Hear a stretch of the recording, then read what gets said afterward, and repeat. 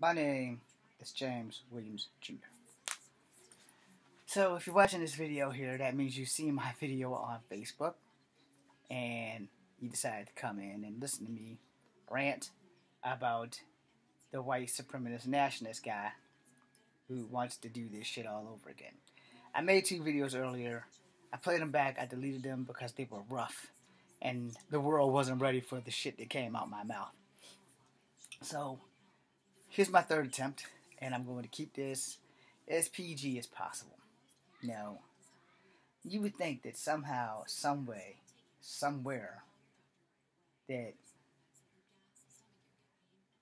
if a person is responsible for causing a riot, which initially did lead to the death of a young lady by vehicular homicide, that this person would have some empathy for her family, some empathy for his actions, some empathy for the gaggle of fuck of people that he brought to our city of Charlottesville, Virginia, and decided that, hey, let's have an all I hate people of color visual. Let's hate all the people who like people of color, and let's sucker some asshole from another state to come here and white power the fuck out of people by plowing his car through people. Now have you know, I don't have the right to be a racist because I am mixed. I have Native American blood, I have black blood, I have white blood running through my veins on a daily basis, and I can't change this. And you who are white, and you who are black, and you who are Asian, and you who are mixed, you can't change what you were born into. Metaphorically. Michael Jackson kept changing himself, but he's not relevant right now. You can change your gender. You can change almost everything about you, but you can't change your DNA. You can't change what is genetically sewed into you from the great creator above. Whether you like it or not, if you're black and you're mixed like me, you're still going to be mixed. If you're white and you're mixed, you're going to be mixed. The problem with humanity is that we don't want to address this out of fear and anger and anguish. And the problem with anger is really that we as people need to stop catering in to the dumb stuff that be. We really do. And until we do, these things are going to keep happening. Which is why you're here.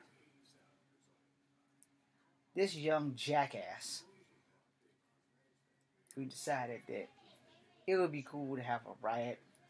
It would be cool to have people plow over people. It would be cool to have fights with tables, ladders, and chairs and have nothing to do with WWE, but it has something to do with the fact that there are statues of slave owners. There are people on both sides who have different views, which is cool. You can have your opinion. There's nothing wrong with having your opinion. But when your opinion decides that it's going to cost me my life, there's a problem. Now, there's a big, big problem. And, a lot of people don't want to address this because a lot of people don't know how to address this. Well, it starts from within. Not within the city limits of Charlottesville, but within the depths of your mind, in the depths of doing what's right because it's the right thing to do, and not following the crowd. If you don't like people of color, I got that. And in my other video, I made a suggestion that I can make in this video, instead of deleting it, because I'm not adding as much cussing in the other one, or death threats, things like that I deleted. Why don't he, the asshole in charge, take him and his very, very racist merry men and go have the party in Alcatraz? You can keep all of the anti-protesters out because you have electric floors. And, if you pull that switch, we can't get in. And if we're blessed, you can't get the hell out. Now I know you're all thinking, James, That's so evil and so ignorant. As if running over a person with the car is not evil and ignorant. Now, you guys may not like what I'm saying, but if you're here, then you wanted to hear what I had to say. And what I have to say is really quite simple. This shit that's going on racially here, it ain't nothing new for people who's in their 40s. Especially if you're in my age group, if you're a Generation Xer and you've discovered that Charlottesville has always been racist. It just hasn't been to the forefront. And unfortunately, it took the death of a young lady who was not racist, who worked with people of color, to get everybody to acknowledge what in the blue hell is going on. My hair looks horrible. Not that that has any relevance. Basically, we all need to grow up. You want to have a racist protest in a place where people have been picked on and they've been victims of racial problems in society for more than a damn millennium, maybe an eon or two, and you have a guy that's doing this that has no empathy for the families of the people who died, or you have a bunch of people beating the hell out of people with sticks and bats and wearing masks like the cowards that they are and walking around freely with machine guns. What does it take? What does it take for human beings to know that there is only one race, one species on the planet, and it's the human species, the human race? Yeah, we have our genetic differences. We have different skin tones. We have different shaped eyes. We have pretty teeth. And instead of living life simply and keeping things peaceful, we have some people who want to dominate, who want to be tyrannical in a time where there's no need for tyrants. You know who you are.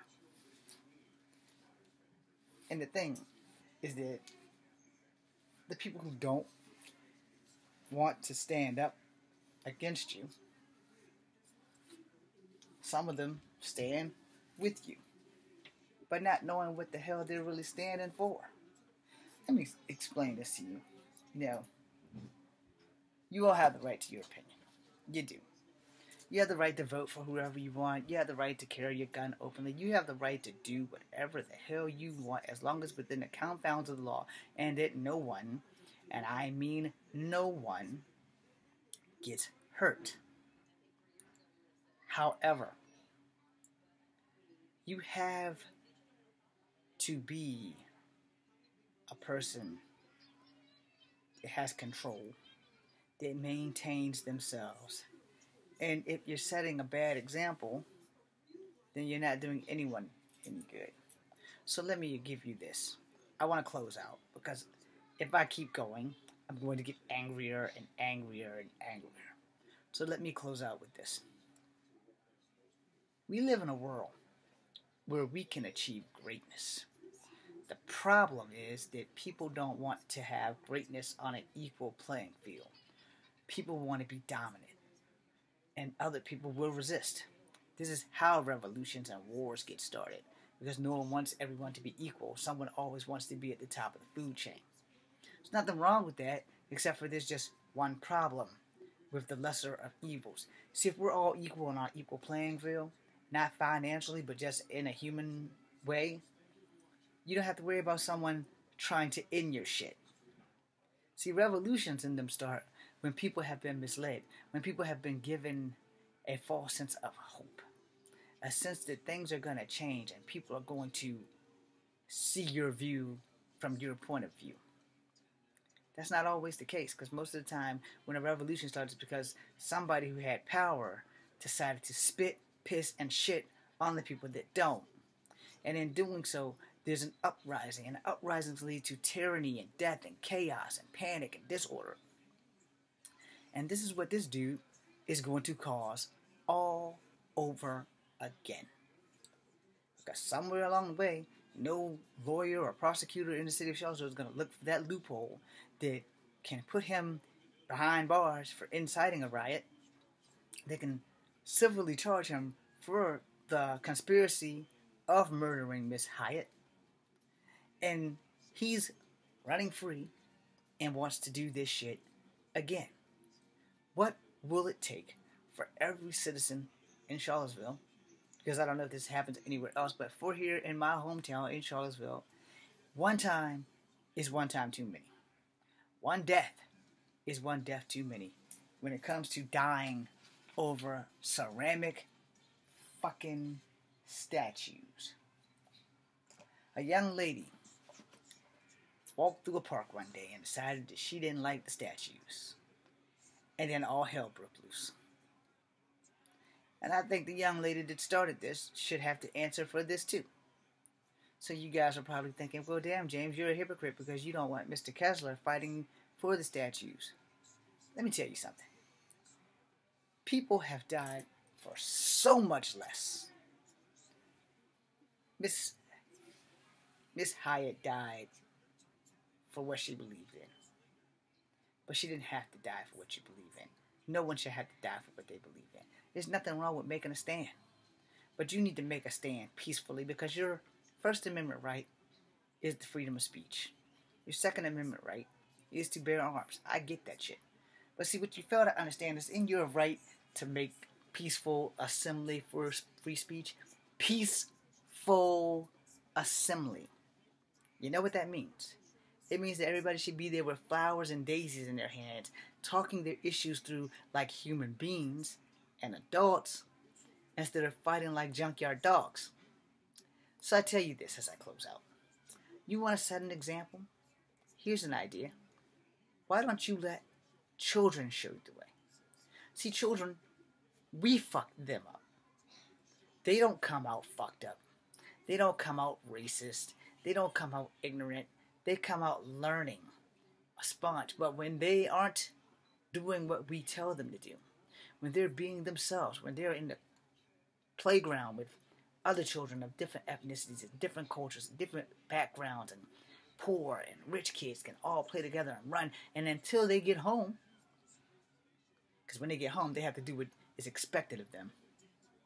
That's when shit goes wrong, because somebody somewhere and amongst all those kids goes home to an asshole who teaches them to be racist, who teaches them to be a deviant bastard, who teaches them that power makes right, and right has all the right to destroy. But here's the thing. If we all raise our children properly, like they do in soap operas, we won't have these problems. Kids don't see race. Kids don't see color. Kids don't know if you're Chinese or Japanese or Korean or Vietnamese. They don't see that. They see another kid. Hell, they don't know if they're Chinese, Japanese, or Korean until you teach them. Now here's what I mean by that. You can teach them Native American culture. You can teach them black culture. You can teach them white culture. You can teach them the history of man. But when you teach these children the history of man between blacks and whites in Europe and America and Asia, you don't teach them the bad things so that they can go out and do bad. You teach them the bad things so that history doesn't repeat itself. Now, if you're not aware of that, maybe you shouldn't be having children. Maybe you shouldn't be allowed to raise your children. Maybe America should be like China, where you're only allowed to have 2 children, so that though they can contribute to society and be faithful and well members of it, they won't be deviant menaces that goes around causing problems. So like I said, let's take a note from children in the playground. Every now and again, you'll get one that will purposely bully someone or kick sand in the eye. But let's look past that kid and look at the kids running around the merry-go-round. They're not arguing. They're not playing. Some kids are on the merry-go-round. 1 or 2 kids is pushing the merry-go-round. Then they jump on the merry-go-round. And all these kids are a rainbow coalition of colors. Until they come home. And little white kids hear their parents telling people, don't like this guy because he's a nigger. And then at the same time, you have little black kids being taught by their prejudiced parents, little white people are honkies or blue-eyed devils. Or then you got blacks and whites telling all their kids these things. And then you have Asians. And you have the Asians going in saying, do not like the Guai Lo. Do not like the Gai Jen. I forgot how you say it in Vietnamese and Korea, but do not like that. And then we fuck the kids up with those. So kids start hitting to their own. And some of them are people who have friends that are Guaylo, or have friends that are black, or even Native Americans. However, they may be hanging with someone who was taught to hate these people because of the color of their skin, because of the cultural differences. And kids themselves don't know hate until we teach them hate. So someone, and the guy who caused all this problem's life, raised him wrong. They should be held accountable. He should be held accountable. And in some form or another, we all should be held accountable because somewhere we failed this young man. And I say young man because he's younger than me, but we failed him. We failed him because for some reason, he doesn't like people of color. Now, here's the thing. I've been picked on by white people. I've been picked on by black people. I've only been picked on by a couple of Native American people, but they weren't from this state. You know, I don't hate people because of the color of their skin. I hate people because of who they are. You know, and goddamn thing to do with you being white and calling me a nigger. And goddamn thing with you being black and calling me a half-breed. And goddamn thing to do with you being white and calling me a nigger. Did I say that already? I'm sorry. It doesn't have anything to do with the color of your skin. It doesn't have anything to do with you being an Asian and calling me a Guaylo or a Gaijin. It's nothing to do with that. If you're an asshole and you mistreat me, you can still be hated for being a person who mistreat me. I can't hate you for being an asshole because I'm an asshole. But I'm an honest asshole. So here's my suggestion. We need to take cues from children. We all need to set all the kids in the park and just watch them play. Watch them shake hands, high five, hug, and kiss, and be like the two kids at school who one was black and one was white, and they both got the same haircut to get their teacher to get them confused. Now the teacher, God bless her soul, because she played along with it. And that's what we need. We need to be seeing the world through the eyes of children. Because the only way we're going to stop hate is by not teaching the children that's coming up behind us about growing up and hating people. And if you must hate someone, hate the individual, not the race of the individual. I'm James Williams Jr. This is Kung Fu Havoc number 2. I'm sorry I had to delete the other 2 videos, but they were too raunchy and I started getting mad. And in getting mad, I had to get rid of them because I was saying things that I probably shouldn't have said. I made a couple of threats to people if they decided to come after my family for making the video. That part I probably should have left up there because I'm not afraid of anyone. I'm not afraid to go to jail for defending what's mine. But at the same point, 2 wrongs don't make a right. And solving a violent problem with more violence outside of self-defense doesn't make it right either. So please respect the stop. Please respect everyone.